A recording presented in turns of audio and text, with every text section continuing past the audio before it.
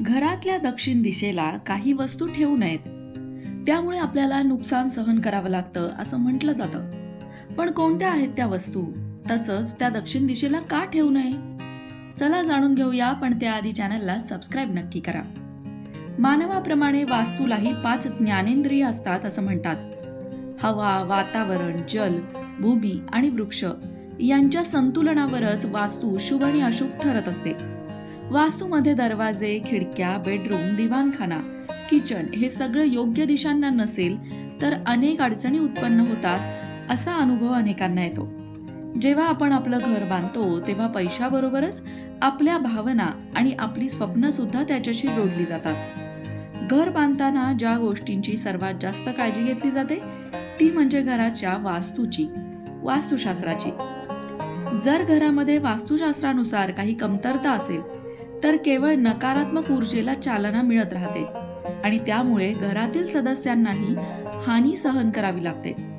आपल्या घरातील प्रत्येक दिशेला स्वतःचं असं महत्व आहे, पण लोक कोणतीही वस्तू कोणत्याही दिशेला ठेवतात हे तुम्ही पाहिलंच असेल.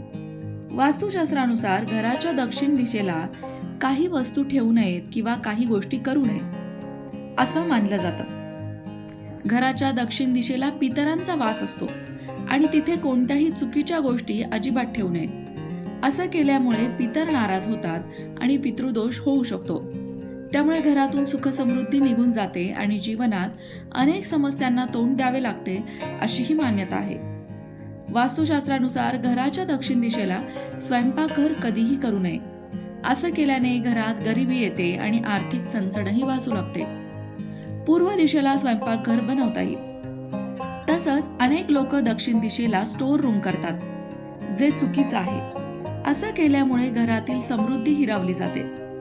वास्तूनुसार घराच्या दक्षिण दिशेला घरातलं देवघर सुद्धा असू नये, कारण दक्षिण दिशेला केलेल्या पूजेचं फळ मिळत नाही अशी ही मान्यता आहे.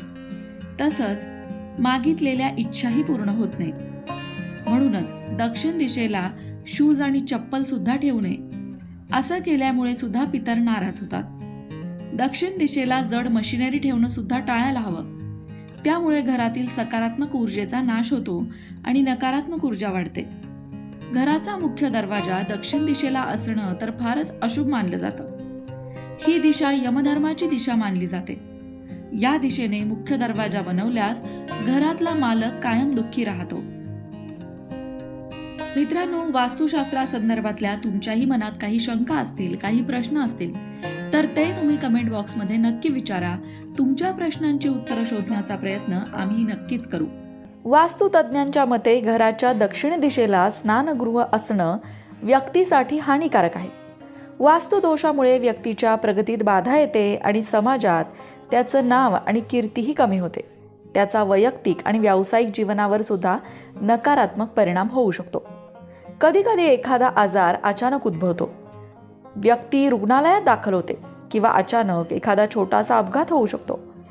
घरातील राहूचं मुख्य स्थान म्हणजे शौचालय. जुन्या काळी त्यामुळेच घरात शौचालय बांधली जात नव्हती. ती घराच्या मागच्या अंगणात किंवा बाजूला बांधली जायची. पण हल्लीच्या जागेच्या कमतरतेमुळे शौचालय अर्थात बाथरूम्स हे घरातच बांधले जातात आणि त्यामुळेच वास्तुदोष निर्माण व्हायला वाव मिळतो. पण यावर उपाय सुद्धा आहे. प्रसाधनगृह किंवा शौचालय खराब होणं, तुटलेलं असणं किंवा ते घाणेरडं असणं या गोष्टी राहूला आमंत्रण देतात. त्यामुळेच घरामध्ये रोगराई आणि दुःख निर्माण होतं.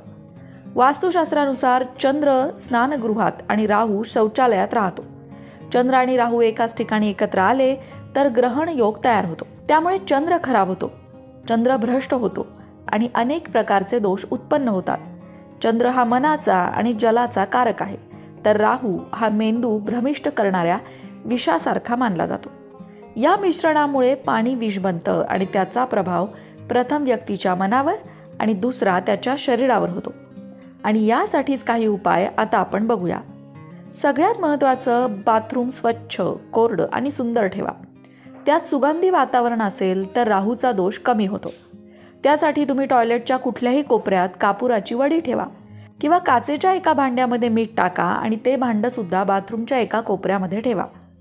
दक्षिण दिशेला स्नानगृह बांधल्याने होणारा वास्तुदोष दूर करण्यासाठी घराच्या उत्तर किंवा उत्तर पूर्व या दिशेला धातूच्या फुलदाणीत पांढरी फुलं ठेवा.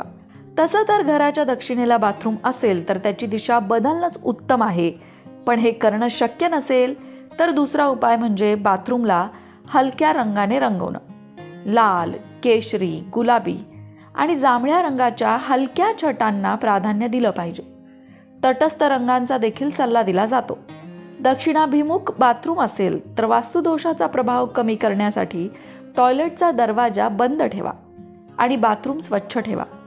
वास्तुशास्त्रानुसार शौचालय आणि स्नानगृह यामध्ये जर वास्तुदोष असला तर आर्थिक स्थितीवर प्रभाव पडतो आणि आरोग्यावरही त्याचा परिणाम होतो. आणि त्यामुळेच मी सुरुवातीला म्हटलं तसं काचेच्या एका वाटीत मीठ भरून ठेवा आणि ते ठेवलं तर आठवड्यातनं एकदा ते बदललं पाहिजे.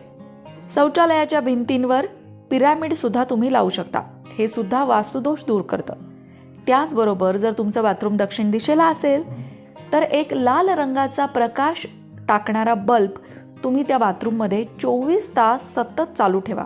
अगदी 0चा बल्ब घेतलात ज्यातनं लाल प्रकाश बाहेर पडतो असा बल्ब तुम्ही तुमच्या बाथरूममध्ये सतत चालू ठेवा. किंवा लाल रंगाचं एखादं वॉलपेपर तुम्ही तुमच्या बाथरूमच्या दरवाजाला आतून लावा. हे काही उपाय तुम्ही करून बघू शकता. यातला कुठलाही एक उपाय तुम्ही केलात तरी सुद्धा नक्कीच तुम्हाला त्याचा सकारात्मक अनुभव येईल. अशाच प्रकारच्या माहितीपूर्ण व्हिडिओंसाठी लोकमत भक्ती चॅनलला सबस्क्राईब करा आणि बेल आयकॉनवर सुद्धा क्लिक करा, म्हणजे आमच्या नवनवीन व्हिडिओचं नोटिफिकेशन तुम्हाला मिळत राहील. तसंच योग्य आध्यात्मिक मार्गदर्शनासाठी लोकमत भक्तीच्या फेसबुक पेजला फॉलो करायला विसरू नका.